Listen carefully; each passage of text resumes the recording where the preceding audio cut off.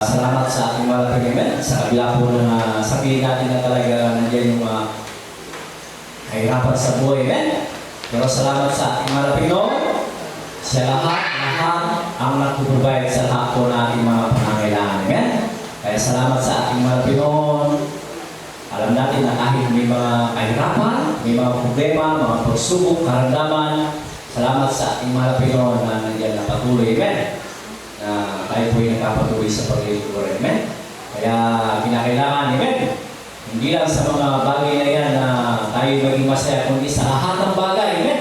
Kinakailangan natin maging masaya. Amen? Sapagkat alam natin na ang paglilingkod sa ating mahal Pinoon may kaakibat na pag-ibig. Amen? Kaya kung puso ako nagpapasalamat sa ating mahal Pinoon. Amen? Kasi sa tuwing nakikita ko po yung mga tao, lalo na po yung mga kabataan, amen?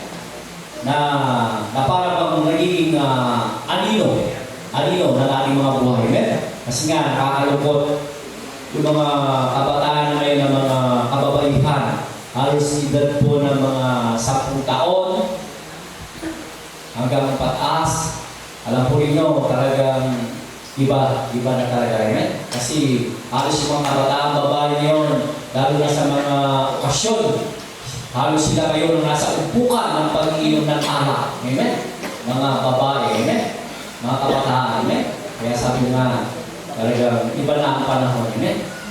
Talagang iba yung panunokso ng ating halapan, amen? Talagang yung mga tao, maging yung mga kabataan, hinihikayat na sa mga mundo, amen? Kaya sabi ko, salamat sa ating mga Pinoon na ako po'y kanyang inalis sa mga bagay na yan. Amen?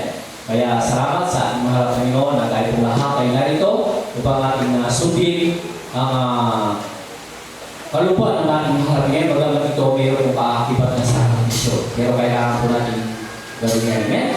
Na ating po labanan ang mga bagay na dapat natin labanan. Amen? Kaya ako yung kapasalamat sa ating mga Pinoon. At isang pasasalamat ko rin sa ating mga Pinoon, sa aking anak na Sister Ira, yung ipinanganak ko na ginamit ako ng instrumento ng ating mga Pinoon.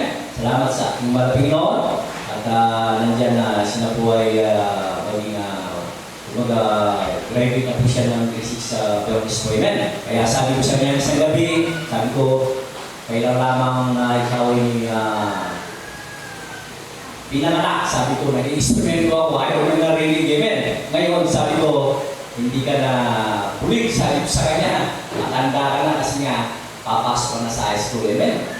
Kaya salamat sa ating marapin, amen. Nandiyan na sa tulong ng ating marapin, sabi ko, hindi tayo pinabayaan ng ating pinakamamahal na po, amen. So, palakpakan po natin ating marapin, amen. Kaya huwag po tayo malukot, amen. Huwag po tayo malukot, amen. Kundi po kinakailangan tayo ay paglalaki na. Sapagkat alam natin na ang Diyos hindi po tayo pababayaan.